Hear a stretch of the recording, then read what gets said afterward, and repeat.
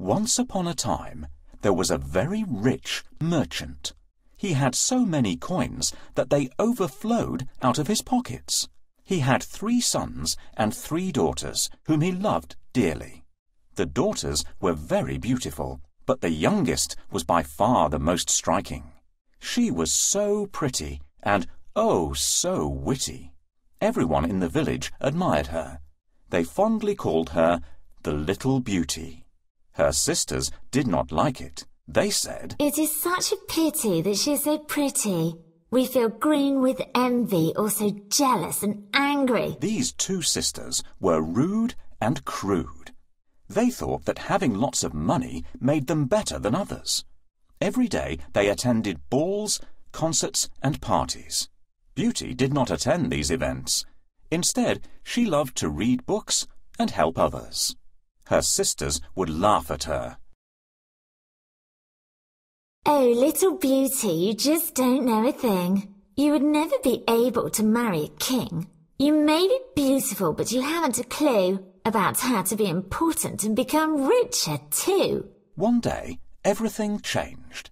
The merchant lost his fortune. The only thing that remained was a small house in the country. He brought his children there and asked them to work as hard as they could, so that they could feed themselves and make a living. Beauty and her brothers helped with the chores, but the 2 sisters did not help at all. One day, a special package was coming in the mail for the merchant, so he went to town. The 2 sisters demanded fancy clothes right away, while Beauty asked for nothing but a rose. Most disappointingly, the merchant was not able to get anything from the package, so he had to return empty-handed. On his way home, he got lost in the forest. Through the trees, he could see glimpses of bright lights. He walked towards the light, and a large palace stood before him. It was decorated with special lights. He entered the gates and found himself in the hall. He ate the delicious food that was laid out on the table, but there was nobody there. It was truly bizarre. He finally fell asleep in one of the beds. The merchant and his family moved to a farm. They had to get used to the tough life there. The sun has scorched my skin and the wind has roughened my hands. Our lovely silk dresses are unpacked, but there are no decent suitors in the village. True, we'll never find suitors worthy of us here. Beauty can find her match here, maybe a ploughman or a gardener. Dear sisters, will you help me prepare dinner? Our brothers will return from the field soon. We don't want to get covered with all the dirt. Why don't you prepare dinner by yourself? You're good at it. My sisters don't want to help me prepare dinner. Can you please help? We need some wood to start the fire.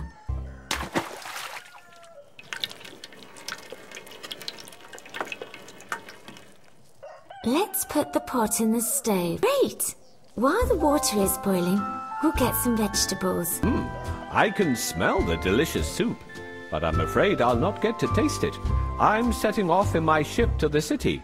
What presents do you want, my dear girls? Beautiful silk for me, Father. A crown studded with gems for me. Father, I don't want anything. Please return safely soon. Why, dear, ask for something and I will get it for you. Maybe a scarlet rose, if you find one on your way. All right, my darling daughters, I'll get everything you want.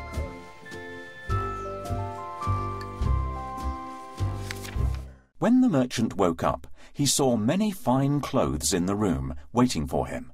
When he looked out the window, he saw the most beautiful flowers blooming. Who lives here?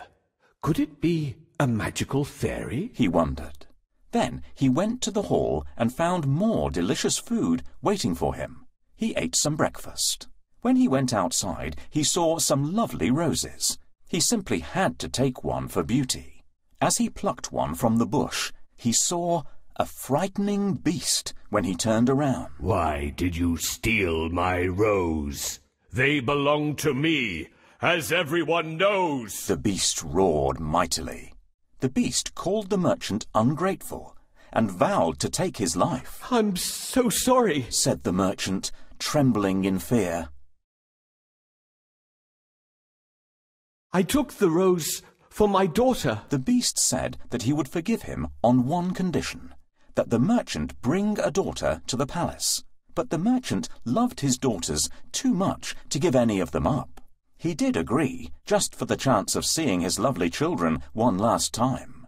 The beast told him to fill an empty chest with whatever he liked, and that it would be sent to his house.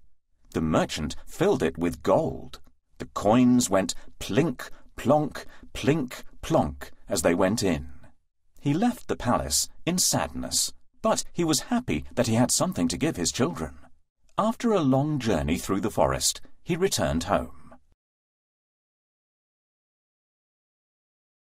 The merchant saw a rose bush with beautiful roses and remembered Beauty's request. What beautiful roses!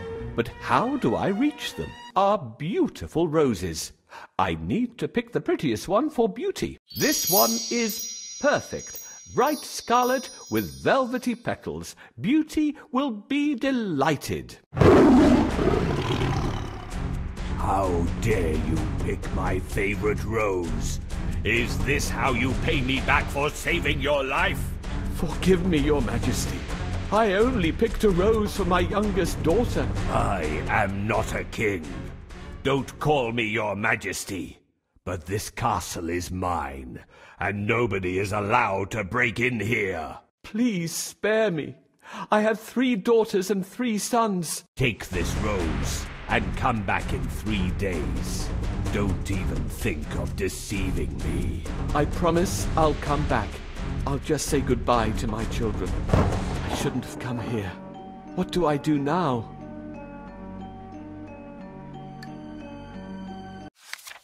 The merchant was overwhelmed with emotion when he saw his children. He hugged them all tightly. Oh, my dears, he said. The most terrible thing happened. I got lost in the woods and ended up in a palace where a beast lives. I took a rose from his garden, and this angered him greatly. He vowed to take my life. I must leave you now. He handed Beauty the rose, but there were tears in Beauty's eyes. Thank you for the rose, Father, but you've made my heart sad with this terrible news. Let me offer myself to the monster instead. She had such honour and loved her father dearly. Her brothers jumped in and said, No! You will do no such thing! We will kill this beast or die trying! The beast is very strong, the merchant warned. That will not be an easy task. And although Beauty's offer is so kind, I cannot allow it. I am old. I do not have long to live. It is I who will give my life. But no matter what her father said, Beauty insisted that she go with him. You cannot stop me, she said. I will come with you and make a plea. This made her sisters happy. Finally, they would be rid of that wretched girl. The merchant was very sad about the whole thing. Then he realized that he forgot about the chest of gold from the beast. When he went to his room, he found it and showed it to Beauty. Beauty told her father that while he was gone, 2 men had proposed to marry her sisters. She said that he should give this fortune to them and send them off in marriage. You see, no matter how cruel her sisters were, Beauty still loved them. She had a heart that was pure and true. She was so caring, and everyone knew. The next day, the merchant and his daughter went to the palace. Soon they came face to face with the beast. Did you come here willingly? The beast demanded Beauty. The whole room shook when he spoke, and Beauty trembled. Yes, she said. Merchant, you have done your deed, the beast said. You may now leave and never return. The poor merchant was beside himself with grief. He left with a heavy heart. Beauty decided that she might as well use the little time she had left. She decided to walk around and explore the beautiful palace. She saw a door that said, Beauty's apartment. Inside there was a library full of interesting books, a piano, and other lovely things. Wow! She could have a wonderful time here forever. She opened a book and it told her that she could have anything she wished there. In fact, she also found a magic mirror. When she looked into it, she could see her whole family. Beauty was overjoyed. The Beast was also very nice. He didn't seem like a monster. He was smart and had a beautiful heart. He did everything he could to keep Beauty happy and content. They would sometimes sit by the fireplace and talk for a long time. Slowly, Beauty stopped fearing him. She greatly enjoyed his company. The Beast was so kind, gentle, and thoughtful. The castle was very large. Beauty decided to look around. One of the rooms is open. Let's check it. Father, why is he so sad? Is he sick? Beauty spent 3 months in the palace, and soon they became dear friends. Every day he asked her to be his wife. She would say, We are friends. This much is true, but I will not marry you. The Beast told her that he loved her and that she should never leave him. Beauty agreed to stay, as long as she could visit her father now that he was very ill. She knew this because she had a vision of it in her magic mirror. The Beast said, You may visit your father. Use this special ring. Put it on your night table when you are ready to go to his house. Once you are ready to return to me, put it on the table again, and you will magically come back. But you must return by tomorrow night. Otherwise, I will die from sorrow. That night, Beauty put the special ring on her night table. When she woke up, she was with her dear father again. Just then, some trunks appeared with gowns covered with gold and diamonds. They were a gift from the Beast. Beauty's sisters came over as well, but they did not look happy. They had gotten married, but their husbands were not very nice. The 2 sisters were once again jealous of Beauty. Here she was, dressed like a princess, and she seemed happy. They wanted revenge. So they brewed a sleeping potion and gave it to Beauty when she was about to return to the palace. Ha! Now she will be late, and the Beast will be so angry. They will be rid of their sister once and for all. That night, Beauty had a dream of the Beast. He was dying of sorrow. She instantly woke up. Oh no! She screamed. I must return to the palace at once and save him. She put the magic ring on her table and was instantly transported to the palace. Beauty returned home. Her father and brothers were overjoyed to see Beauty happy and fine. The evil sisters also came to see her. Beauty, how good it is to have you back home again. Father, I came to see you all, but I can't stay for long. I promised to return by evening, otherwise Beast would die of grief. I have a potion that will make Beauty sleep for 3 days. Beauty, I made you a cup of tea. Here, drink it. Thank you, dear sister. We're so glad to see you, Beauty. We were afraid that the Beast harmed you. No, Father. Beast has been very kind to me. I live like a princess in his castle. I don't feel well. I'll take a nap and see if I get better. It's night already.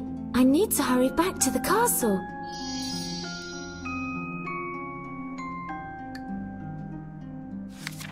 Beauty ran into the hall, but the Beast was nowhere to be found. She was worried that it was too late. She found him lying in the garden, half dead. He had gotten so upset that he had starved himself. The Beast opened his eyes and saw Beauty. He smiled. I give you my hand. She whispered. So you must live to be my husband. Beauty realized that she truly loved the Beast. The whole palace lit up with fireworks and music. But suddenly the Beast disappeared, and she saw a prince. The prince thanked her for putting an end to the wicked fairy's spell that had turned him into a monster. The spell could only be undone when a girl with a pure heart agreed to marry him. Beauty was the only woman kind and generous enough to marry him even when he looked like a monster. Beauty ran around the castle looking for Beast, but she couldn't find him. She remembered her nightmare and dashed to the garden. Beast was lying lifeless on the grass. What have I done? I promised to be back on time but slipped away. I need to wake him up. Maybe I should give him some water. That's right. The pitcher will do. Oh, you're back, Beauty. Now I can die happily with you beside me. No, you must not die. How do I save him? I don't want you to die. I truly love you. But where is Beast? I was the Beast. A wicked fairy cursed me to remain in the monster disguise until a beautiful lady falls in love with me. Will you marry me, Beauty? I agree. Beauty was surprised by all this, but since she truly loved the person he was on the inside, she married the prince. During the celebrations, she found her father and whole family there. What a joyous reunion! They had a beautiful marriage and lived for many years. Every morning, Beauty was greeted with a kiss, and they lived in happiness and bliss.